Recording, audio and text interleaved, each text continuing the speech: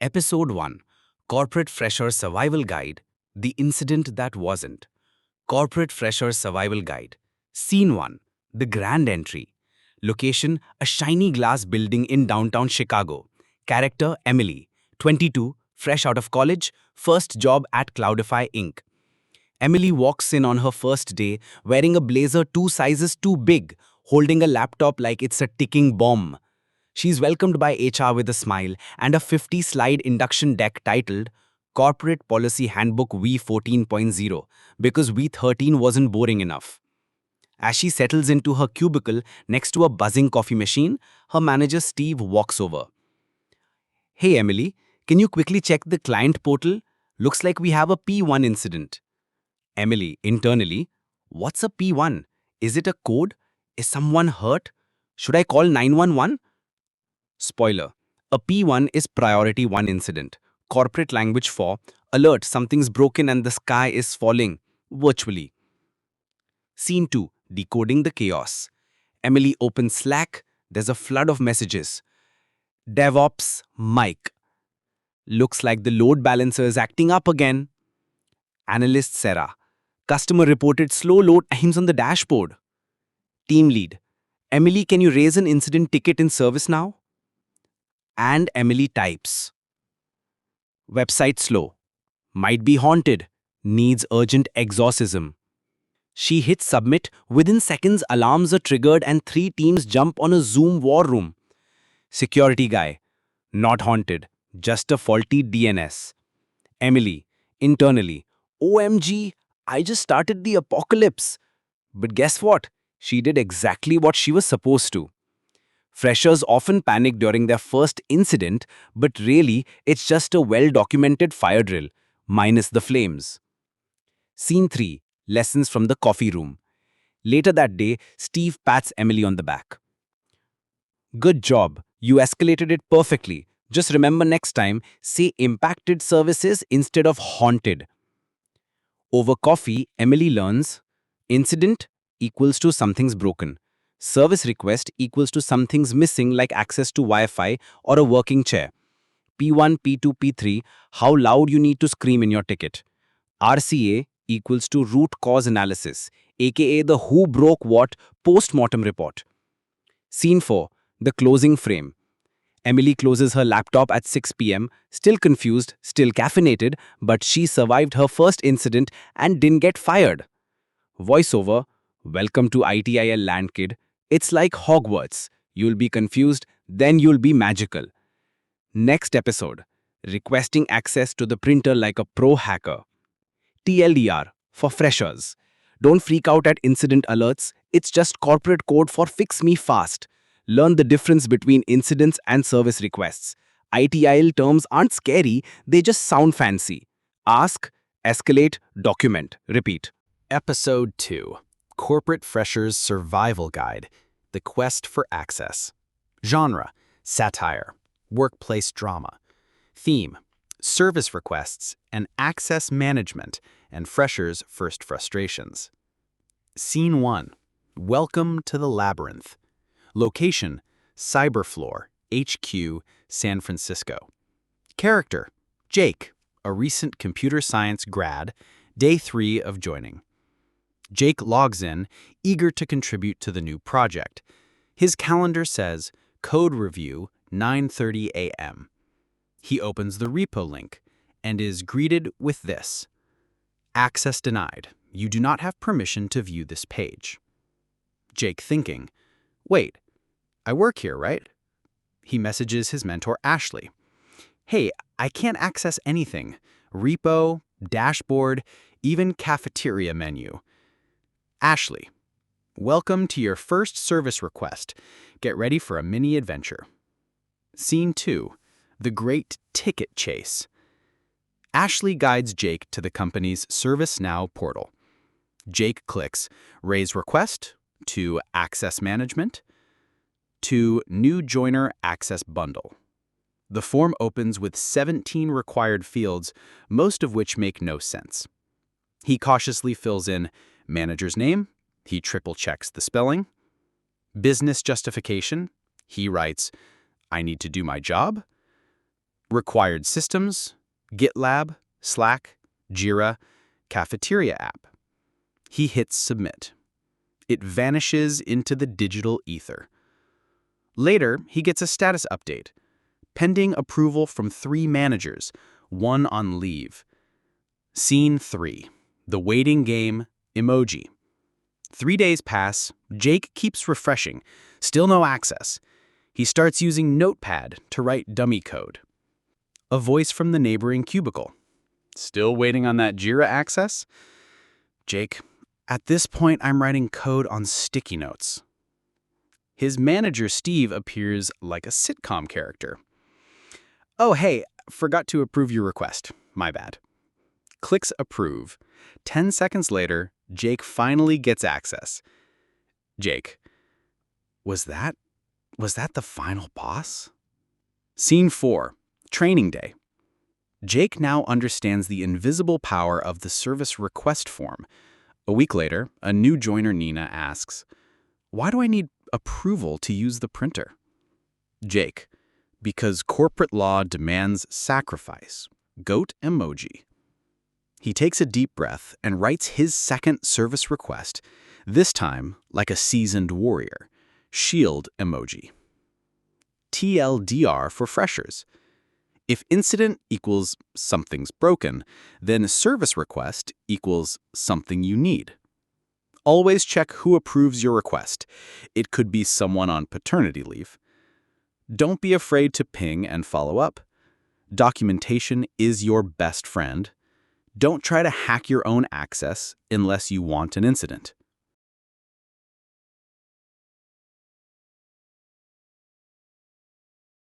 Episode 3, Corporate Fresher Survival Guide, Incident versus Service Request, The Great Confusion.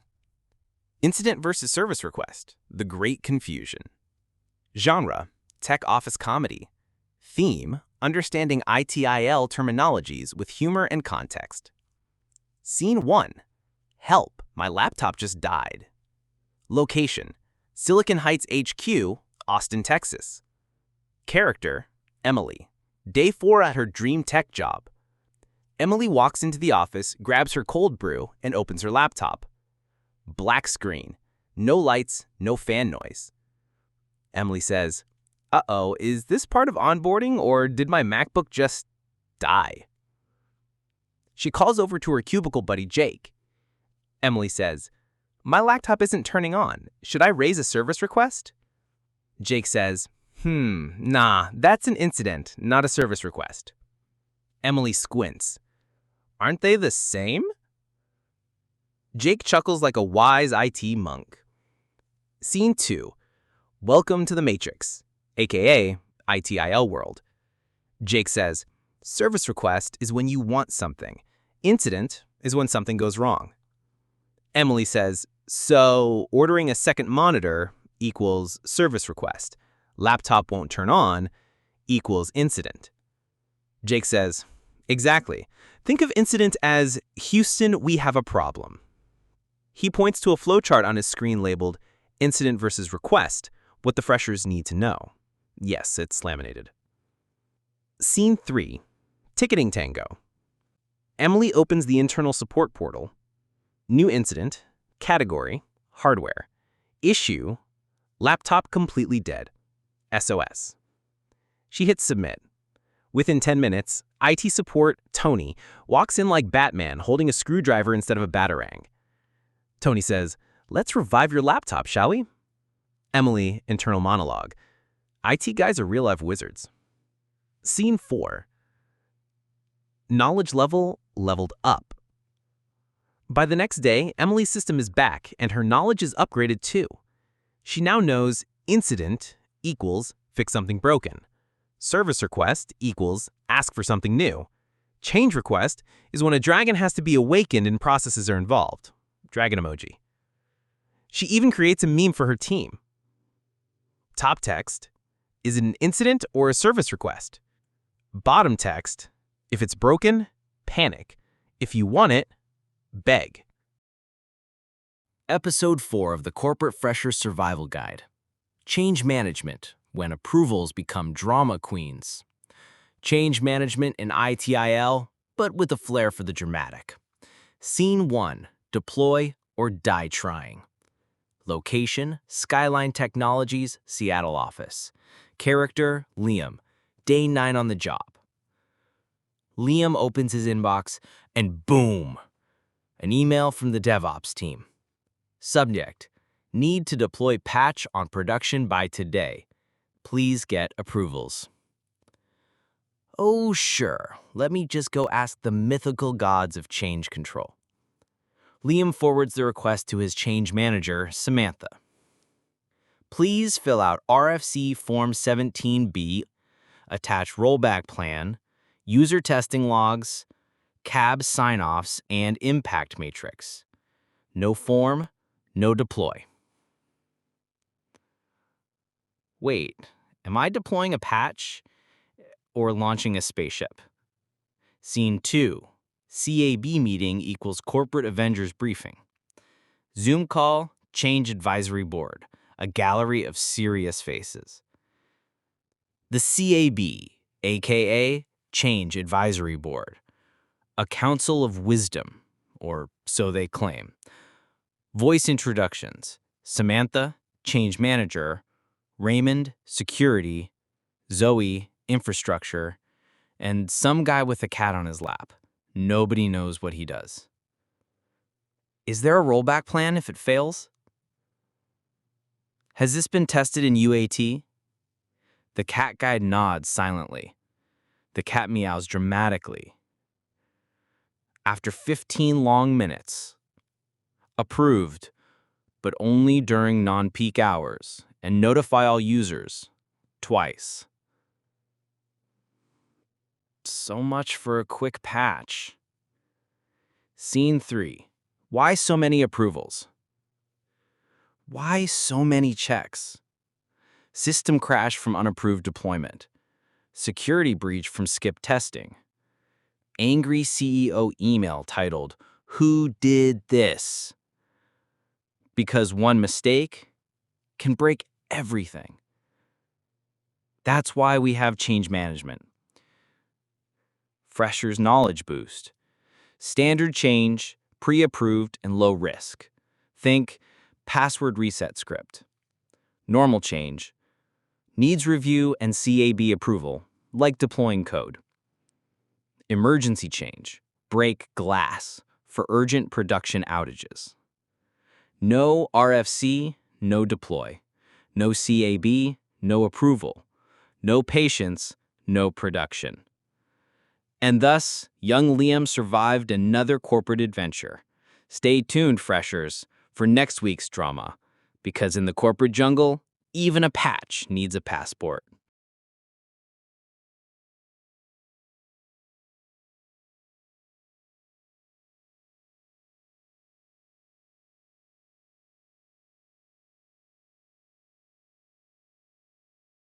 Episode 5, Corporate Freshers Survival Guide, the SLA Panic Room. Alex, our freshly onboarded IT support analyst, sipped his third coffee and opened the ticket queue.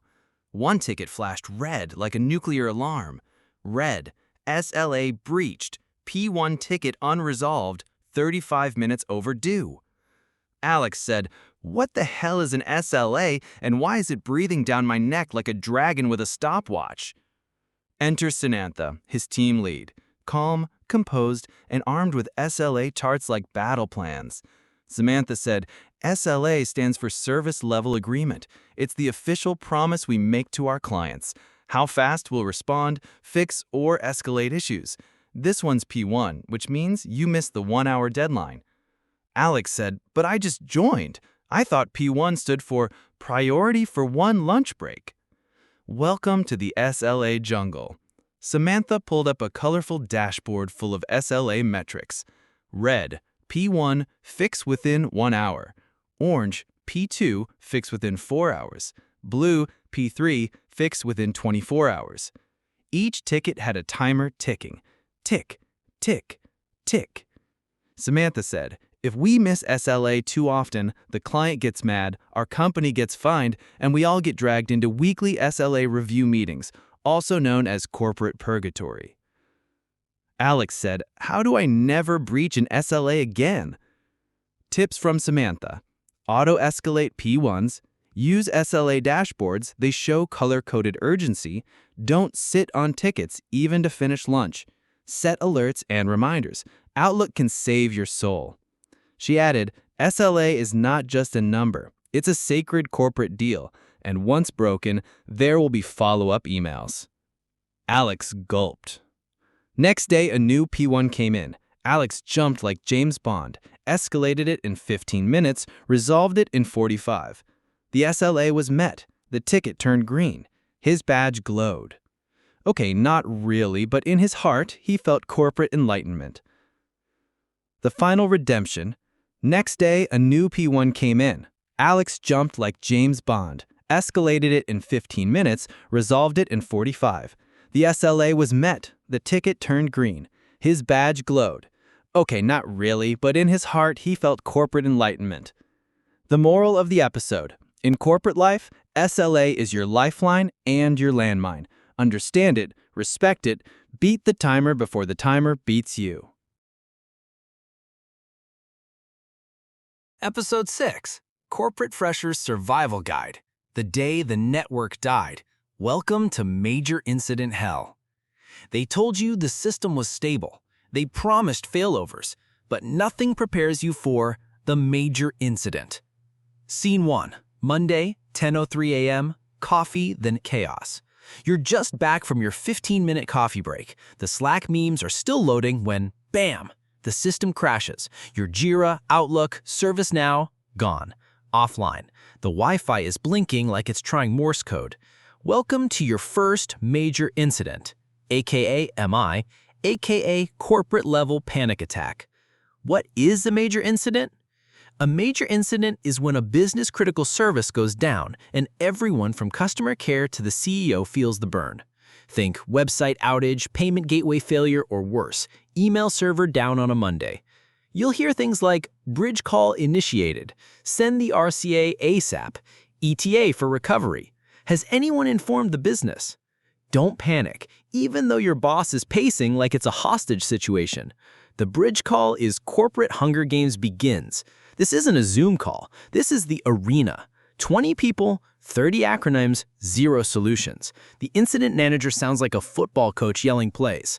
Network team, confirm firewall config. App team, roll back the last deployment. Who touched prod?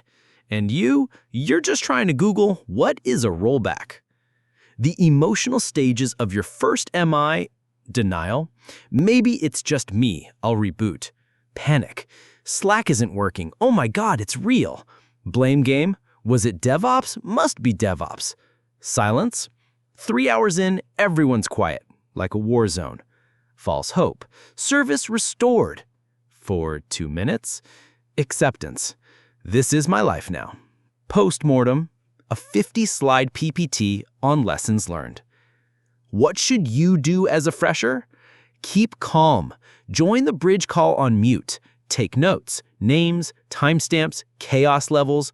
Learn from every mistake, mostly not yours.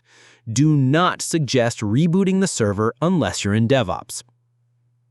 Remember that the people shouting now will forget all this by the next MI. The silver lining? Growth happens in the fire. No classroom, no Udemy course, no YouTube video teaches you as much as one real MI. You learn how your organization works under pressure, who the real decision makers are, what real-time troubleshooting means, and that documentation is gold when memory fails.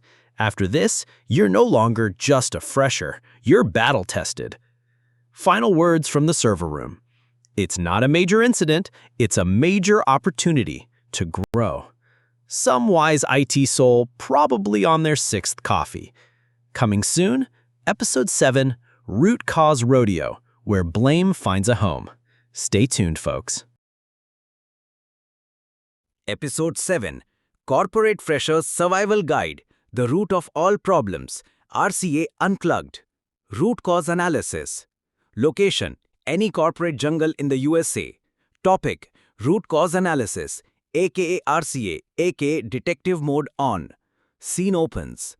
You just survived a major incident. Servers were down. Clients were fuming. Your Slack blew up like it was Black Friday at Best Buy. And now, welcome to the post-mortem meeting. But no, you're not here to cry over spilled bites. You're here for the root cause analysis. So, who broke it? If you're a fresher, your first RCA feels like an FBI interrogation, minus the coffee and rights. Manager, we are not blaming anyone. We just want to understand what really happened. You thinking, so why do I feel like I need a lawyer? What is RCA really? Root cause analysis equals corporate Netflix's detective drama. It's a structured process to figure out what went wrong, why, and how do we prevent it from happening again. RCA isn't about finding a problem. It's about finding the problem behind the problems. Types of RCAs you'll hear. 5 whys method. Keep asking why until your soul leaves your body.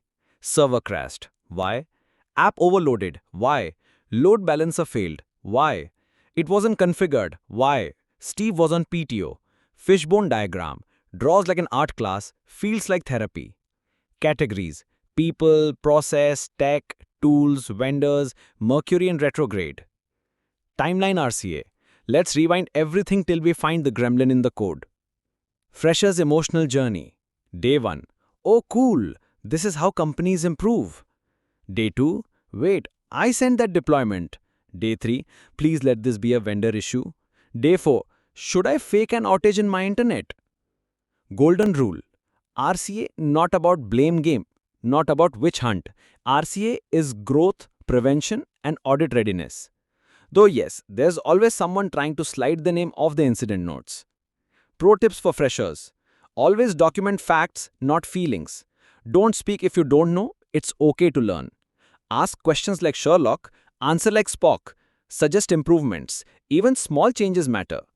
Final scene. You walk out of your first RCA meeting sweaty but enlightened. You didn't get blamed. You even said something useful. You're becoming one of them now. And guess what? Next time, you might help prevent the incident. Welcome to the next level of the matrix. Coming up next, Episode 8, Change Management Chronicles, The Approval Wars Begin. Episode 8, Corporate Fresher Survival Guide, The Approval Wars, Change Management Chronicles. Change Management in IT, Corporate Freshers Guide. Location, any high-rise building where Slack pings never stop. Topic, Change Management, aka corporate red tape on steroids. Scene opens. You've survived incidents. You've RCA'd like Sherlock. Now you want to improve the system, push a patch, deploy a fix? Hold up, rookie. You forgot the golden law of the land. No change shall pass without approval. Welcome to Change Management, where ideas go to queue and sometimes to die. So what is change management really? Change management equals the process of proposing, reviewing, approving, or rejecting any changes to the IT environment. It protects services from chaotic cowboy coding and ensures everything is controlled, even your hopes. Types of changes you'll hear. Standard change, pre-approved, safe, routine, like brushing your teeth, boring but necessary. Normal change, needs CAB approval, meetings, slides, blood tests. Okay, not blood, but close. Emergency change, servers on fire, client screaming. Just do it. Fill the form later. Maybe. Enter the CAB, Change Advisory Board. A roundtable of senior folks, aka the Circle of No, who review your change request. We just need to update this one script to avoid future failures. CAB member. What's the rollback plan if the moon collides with the Earth during this change? The fresher's cycle of pain. You submit a change ticket. It gets sent back. You fix the wording. Sent back again. You add impact analysis. Rejected. You question your degree and life choices. The approval wars begin. Your manager becomes Gandalf. You shall not deploy without a CAB sign-off. You become a zombie waiting for approval emails. Your change sits in backlog like frozen code in the Arctic. Pro tips for surviving change management. Always include impact, risk, rollback plan, stakeholder details, timing, dependency matrix, yes, even if there are none, schedule ahead, CABs hate surprises, bribe them with donuts. Just kidding, maybe. Freshers, remember, change management is not your enemy. It's a shield, protecting systems, services, and sometimes your job. But yes, it's also a test of patience, clarity, and your MS Word formatting skills. Final scene. You finally get the change approved. You deploy. Nothing crashes. You write a glorious change report. You feel invincible. Until the next ticket. Episode 9, Corporate Freshers Survival Guide, the SLA Breach Files. Welcome to the escalation maze. In a neon-lit war room of dashboards, pings, and caffeine-fueled panic. Topic: SLA breaches, escalations, and the chase for green ticks. Scene opens. You're sipping your cold brew, thinking it's a chill Tuesday. Suddenly, pager duty alert. Ticket number 4527 is breaching SLA in 1 hour. Cue internal screaming. Wait, what even is an SLA again?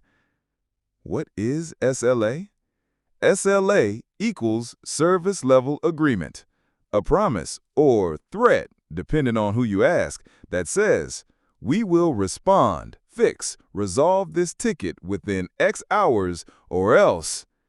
Think of it like a pizza delivery guarantee. If it's late, someone's getting yelled at. Except here, it's not pepperoni at stake. It's your team's reputation. SLA timers, silent killers of sanity. Every ticket comes with a clock ticking in the background. Response SLA, how soon should you reply? Resolution SLA, how fast should you fix it? Miss the mark? It's officially a breach. What happens when you breach? The system turns red. Your manager's eyebrows rise. The client wants root cause. Your name lands in the weekly report. And sometimes the account gets escalated. Cue thunder and dramatic zoom in. Escalations? When tickets go nuclear. Escalation equals, we've had enough. Call the cavalry. It could be a client dialing your VP at 3 a.m., a Slack war room titled, Fix It Now, or an email thread 37 replies long with the CTO looped in. Why SLA breaches happen? Ticket assigned to a ghost. Nobody owns it. It's just sitting in someone's queue. Incorrect priority. Forgot the time zone. The auto reply counted as response. The dashboards that judge you. Every corporate has a secret control room. Big screens, spinning graphs, a guy named Greg monitoring SLA charts. Green equals peace. Amber equals mild panic. Red equals who let this happen? Pro tips to avoid the SLA apocalypse. Acknowledge tickets fast, even if you don't know the answer yet. Use templates. Fake it till you make it. Update ticket notes regularly. Check SLA clocks during stand-up. Use alerts. Let AI panic before you do. And above all, never trust silence. Silence equals SLA ghost haunting your team. Freshers, your superpower? Being responsive, curious, and proactive. You may not solve everything, but you can stop it from breaching just by being present. SLA heroes aren't the smartest, they're just the fastest to respond. Final scene. You replied to the ticket in 12 minutes. Dashboard goes green. Boss sends a well done. You feel like Tony Stark in a help desk shirt. Episode 10, Corporate Freshers Survival Guide, the ticket that came back from the dead, zombie issues in IT support. Location, midnight, Lights dimmed. One glowing screen. One haunted fresher. Topic: Reopen tickets, reoccurring issues, and why you shouldn't celebrate too soon.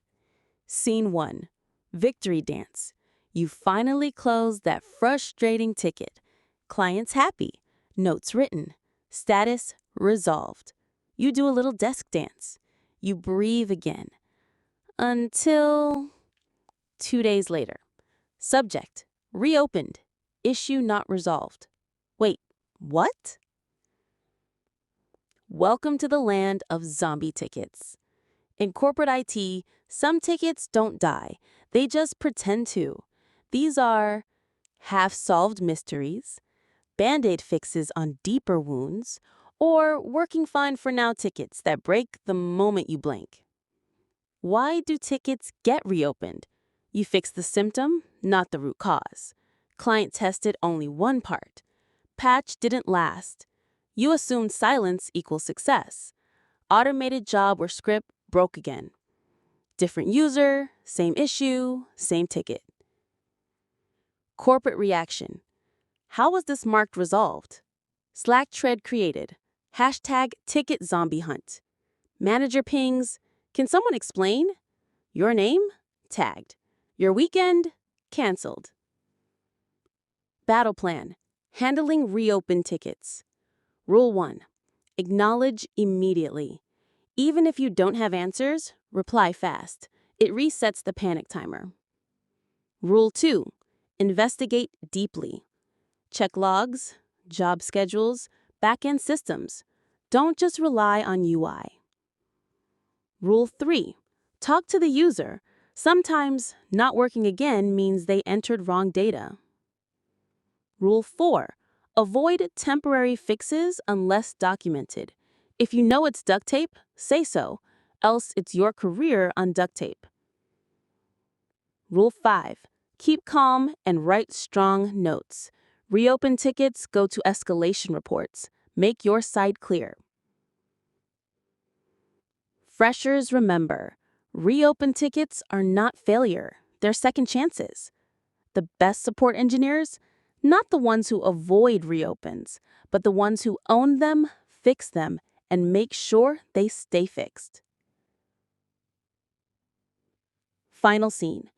You reopen the logs, find a hidden dependency, fix it properly, test it with the user. They smile. You close the ticket, this time for good. You earned it. You're not just support, you're an IT exorcist, banishing haunted tickets from corporate life.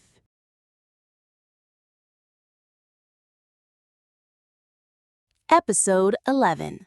Corporate Freshers Survival Guide. The form before the storm. Surviving change requests in corporate IT. Change requests in corporate IT. Location. War room. A single word appears on screen. Change. Topic: change requests, cab meetings, and why nothing moves without paperwork. Scene 1. A bug fix that needs permission. You spotted the issue. You know how to fix it. You even tested the solution on dev, but your senior stops you like Gandalf in a server room. Thou shalt not deploy without a change request. And just like that, your 5-minute fix becomes a 3-day process. Welcome to the bureaucracy boss fight. Change management. Every IT organization has one sacred rule. No change goes live without being documented, reviewed, and blessed. Why? Because one careless change can bring down production. Rollbacks hurt more than slowness. And auditors love paper trails. What exactly is a change request? CR. A formal ticket that includes: what are you changing? Why does it need to change? What could go wrong? What's the rollback plan? Who approves this? It's like a prenup for code. Freshers' most common reactions. But it's just a config update. Even typos need CRs? This takes longer than the fix. Yes, welcome to enterprise-grade stability. Meet the CAB, Change Advisory Board, a mysterious weekly council where every change is reviewed, risk is evaluated, deployment windows are assigned, and sometimes everything is rejected. Picture it like Hogwarts Ministry of Magic, but with less magic and more Excel. Tips to survive the change request maze. 1. Fill the form like a lawyer. Don't be vague. Mention impact, testing done, dependencies. 2. Always attach evidence. Screenshots, test logs, user confirmation. The more, the better. 3. Respect the freeze window. Don't try to sneak in a change on Fridays or month end. That's how legends die. 4. If it's urgent, raise an emergency CR. But remember, every emergency gets post-mortem scrutiny. 5. Plan ahead, not at the last minute. Your manager hates 2 a.m. CR drafts more than system downtime. Scene 2. The aftermath. You finally submit the CR. It's approved. Your fix goes live. The issue is resolved. No one says thank you, but nothing breaks. That's how you win in corporate IT. Silence is success. Fresher's moral of the day. In the world of IT, speed is sexy, but stability is everything. A well-documented change today saves 100 escalations tomorrow. Episode 12, Corporate Freshers Survival Guide, the Emergency Change Request Protocol. Location, midnight. Office lights flicker. A war room alert beeps. System is down. People are panicking. Manager shouts, "Raise an emergency CR, now!" Welcome to the dark side of change management. Scene 1, when all hell breaks loose. You're sipping your 4th coffee, the production system crashes, sales team is screaming, the CTO is online at 2:15 a.m., and everyone is looking at you. Because you said, "This change is small. What could possibly go wrong?" Oops. Enter the ECR, Emergency Change Request. It's like the defibrillator of IT processes. Fast, critical, risky. Used when business is down, SLA breach is near, fix can't wait for a CAB meeting, someone's career is about to explode. What makes ECR special? Unlike normal CRs, ECRs bypass standard CAB approvals. Need manager or director level go-ahead, require post-deployment retrospective RCA, are documented under emergency policy. In short, do it now, explain later. But yes, you will explain. Scene 2, how to execute an emergency change like a pro. Step 1, notify stakeholders. Ping everyone. Lead, QA, business contact, on call, yes, even if it's 3 a.m. Step 2, document the problem and fix. In detail, no shortcuts. Use past tickets or logs. Step 3, get verbal approval from a senior. No, I assumed. No, he said maybe. Step 4, test the fix in lower end if time allows. Yes, even in panic, a bad emergency fix is worse than no fix. Step 5, deploy, monitor, and update immediately. Once it's live, inform everyone and monitor for regression. Step 6, file the RCA ASAP. They'll ask, what went wrong? Could it have been prevented? Why didn't you raise a CR earlier? And your answers better not be IDK. Scene 3, aftermath. No champagne, just emails. Morning stand-up hits different after an ECR night. Somebody claps, somebody frowns, but the business runs again. And you just earned your first war story. Fresher's moral of the day: emergency CRs don't make you a hero, they expose your gaps. Plan better, test better, but if it breaks, know the panic protocol. Pro tip from a veteran: if you keep using ECRs too often, you'll either become famous or fired, or both.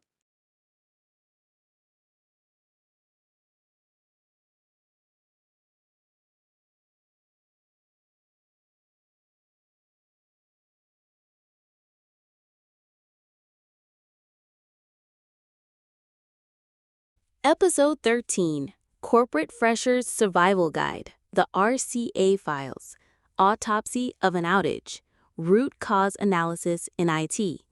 It wasn't a glitch, it was a legacy monster hiding in plain sight. Scene 1, Monday morning. It was a Monday, the kind that starts with extra strong coffee and silent tears. The incident that hit on Friday still echoed through the empty Slack channels. No app access, no emails, even the internal site went poof.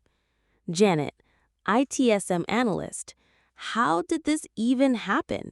One upgrade, and we took down the whole East Coast. Mike, director of ops, RCA, we need one, by EOD, no excuses. The war room was reopened, but this time not for firefighting, it was for post-mortem, the RCA.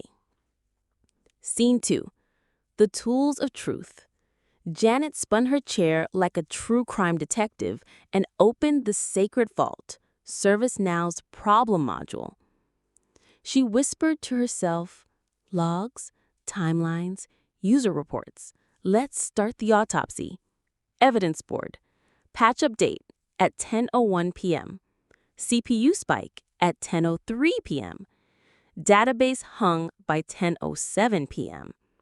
Users screaming and Reddit threads by 10:10 p.m. One thread led to another, then another, until finally, a legacy script written in 2014, Janet gasped. No documentation, no owner, just 400 lines of spaghetti code still running in prod. Scene 3, Legacy Strikes Back. Cliff, old dev, retired in 2020. Oh yeah, I remember writing that. It was a quick fix for an old DB bug. Didn't know it was still running. Janet, well, Cliff, it just broke the internet. Scene 4, RCA report, the funeral document. Janet typed like a crime novelist on deadline. The RCA report had to be clear, honest, blameless, HR watching, and actionable. RCA summary. Incident trigger, unvalidated legacy script triggered during patch update. Root cause, lack of ownership plus no documentation. Impact, 4 hours of downtime, 1 million plus users affected. Fix, script removed, codebase audited. Prevention, CMDB updates, legacy ownership reassigned. Mike, good job. Now let's bury this thing properly. Scene 5, reflection in the break room. Janet to herself, sipping cold coffee. IT isn't just about fixing issues. It's about learning from the ghosts of past deployments.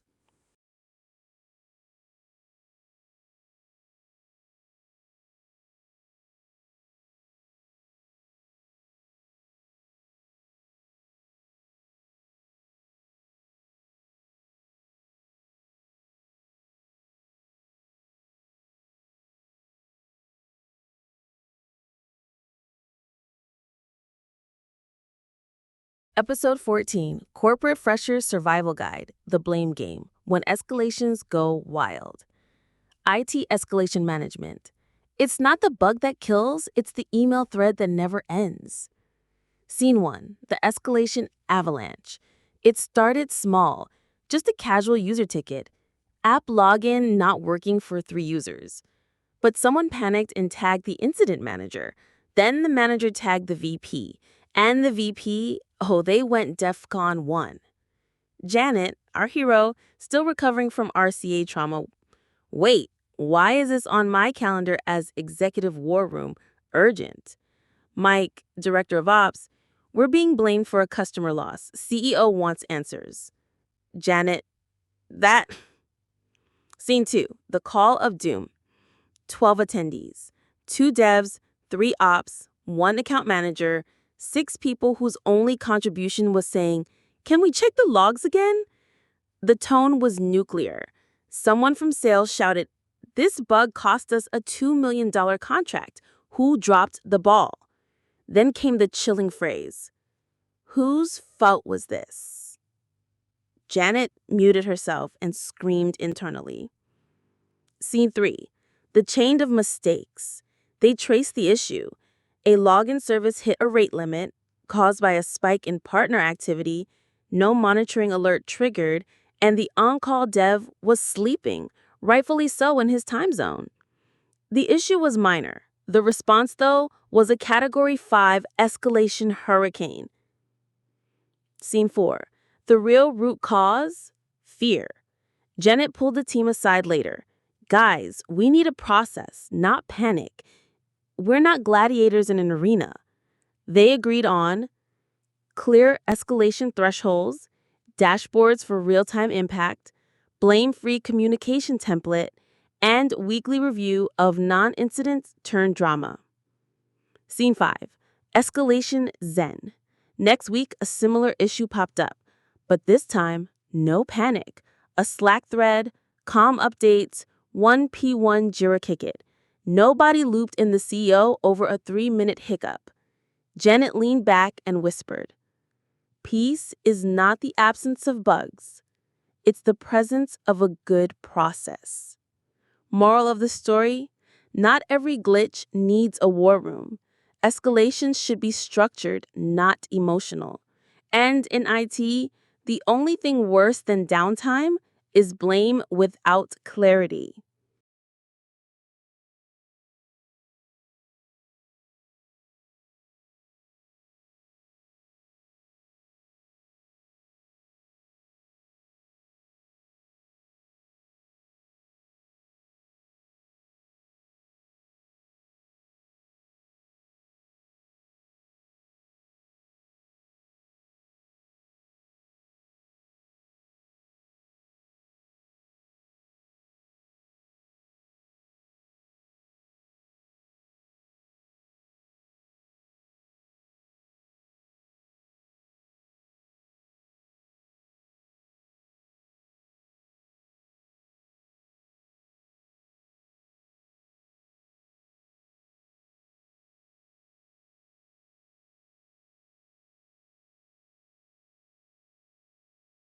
Episode 15, Corporate Freshers Survival Guide, The Change Whisperers, One Request to Rule Them All, IT Change Management Process.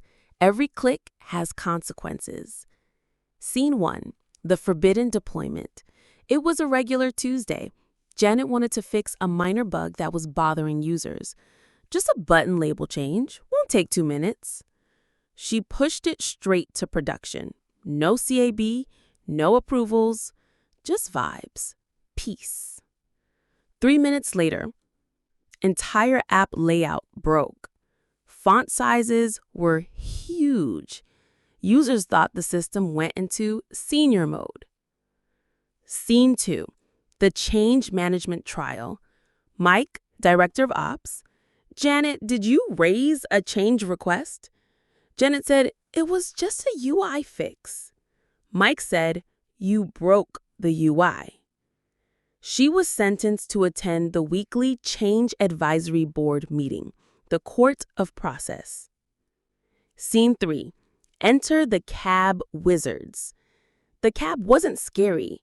It was worse, boring plus powerful.